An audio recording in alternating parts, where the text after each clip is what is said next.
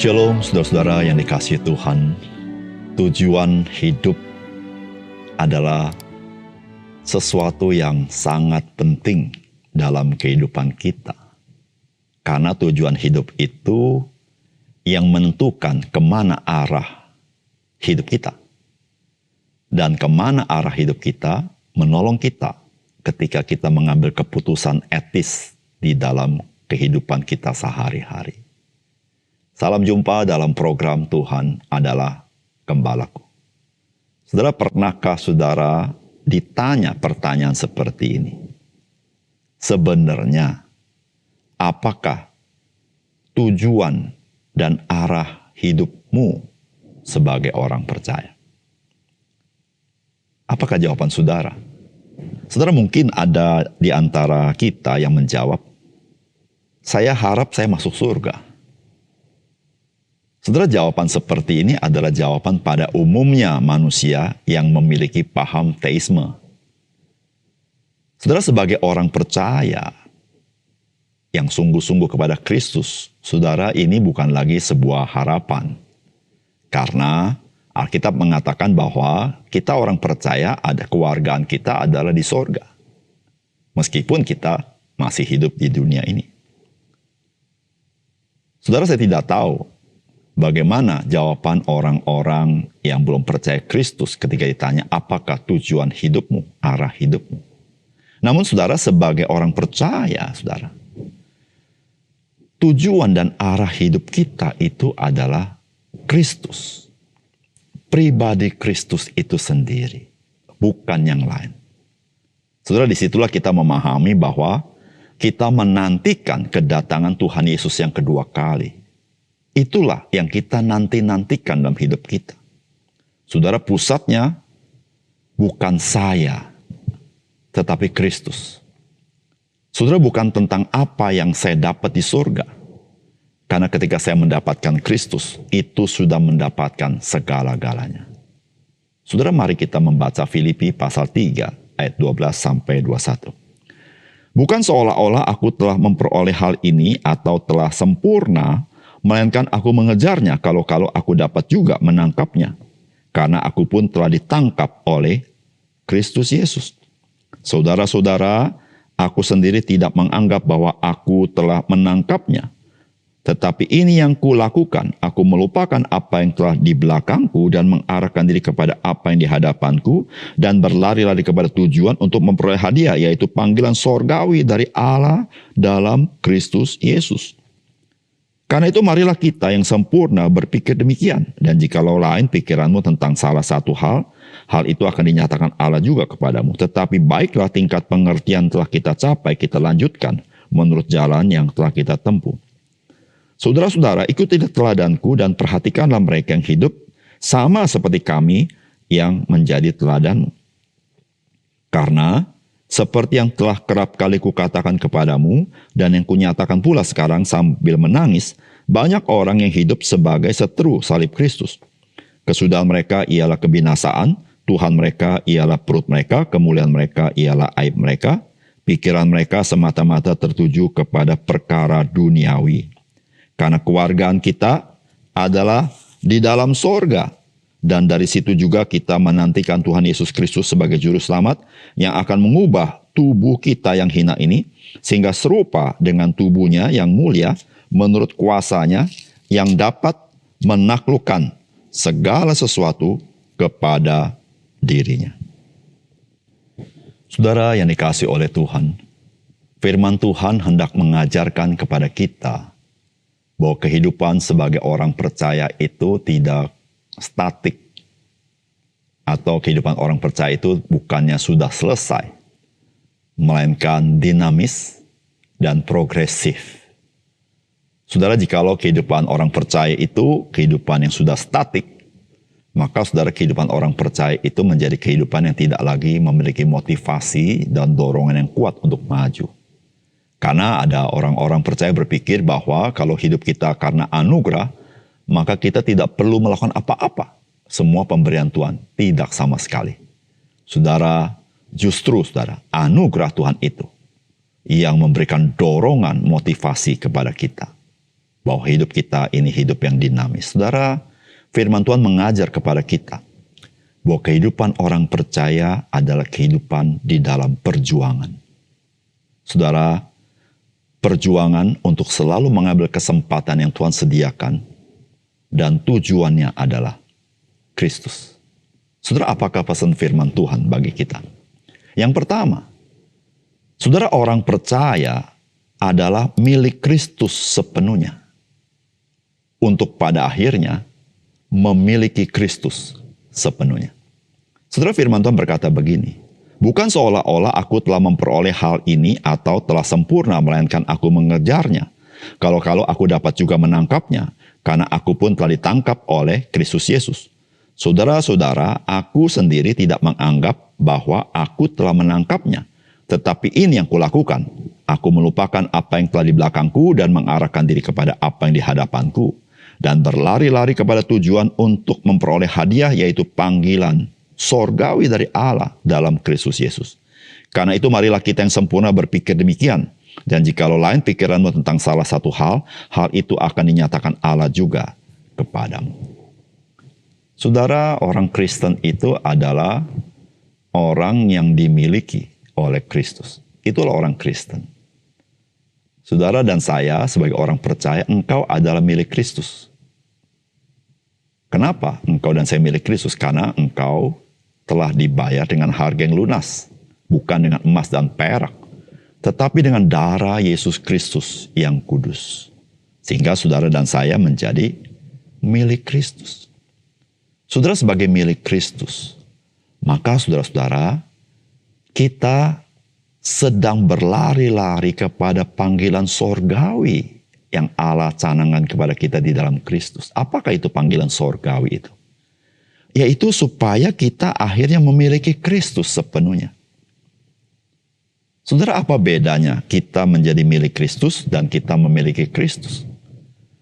Saudara, menjadi milik Kristus itu adalah anugerah semata-mata. Tidak ada kaitannya dengan perbuatan kita dan jasa kita. Itu adalah pilihan Tuhan bagi kita. Setelah kita menjadi milik Kristus, maka saudara, Allah menghendaki, Allah mendesain kita supaya kita memiliki kerinduan, memiliki usaha, supaya kita memiliki Kristus. Maksudnya adalah supaya Kristus itu menjadi nyata dalam hidup kita. Atau dengan bahasa lain, kita menjadi serupa dengan Kristus. Itu namanya kita memiliki Kristus. Rasul Paulus berkata, aku ingin menangkap Kristus karena aku telah ditangkap oleh Kristus. Atau dengan bahasa lain, aku ingin memiliki Kristus karena aku sudah dimiliki oleh Yesus Kristus. Saudara, menjadi milik Kristus itu adalah proses dilahirkan kembali. Tetapi ketika kita memiliki Kristus, itu adalah proses pengudusan hidup kita. Saudara, itu dua hal yang berbeda. Menjadi milik Kristus adalah sebuah peristiwa yang instan satu kali dan untuk selama-lamanya tidak berubah. Tetapi saudara, memiliki Kristus adalah peristiwa yang proses, di mana kita tiap-tiap hari di dalam Roh Kudus dan firman-Nya diubahkan semakin hari. Pada akhirnya saudara, Kristus itu nyata dalam hidup kita. Itulah kita memiliki Kristus. Saudara, marilah kita mempunyai tujuan hidup yang seperti itu. Dan saudara, itu tujuan hidup yang berlaku dalam segala musim, berlaku dalam segala usia, berlaku dalam segala situasi dan kondisi, sehat atau tidak sehat, kaya atau tidak kaya, sukses atau tidak sukses. Saudara, itu berlaku. Sehingga saudara, apapun situasi kondisi kita, apapun latar belakang kita, saudara, hidup kita selalu hidup yang berharga, tidak tergantung daripada dunia ini. Yang kedua, saudara, kedatangan Yesus Kristus menyatakan perbedaan besar antara kita orang-orang percaya yang menantikan kedatangannya dengan mereka yang beroposisi dengan Yesus Kristus. Saudara, firman Tuhan berkata begini, Karena seperti yang telah kerap kali kukatakan kepadamu dan kunyatakan pula sekarang sambil menangis, banyak orang yang hidup sebagai seteru salib Kristus. Kesudahan mereka ialah kebinasaan, Tuhan mereka ialah perut mereka, kemuliaan mereka ialah aib mereka, pikiran mereka semata-mata tertuju kepada perkara duniawi. Karena kewargaan kita adalah di dalam surga, dan dari situ juga kita menantikan Tuhan Yesus Kristus sebagai juru selamat yang akan mengubah tubuh kita yang hina ini sehingga serupa dengan tubuhnya yang mulia menurut kuasanya yang dapat menaklukkan segala sesuatu kepada dirinya. Saudara, ketika Rasul Paulus berbicara mereka yang beroposisi dengan Kristus, saudara, begini bahasanya.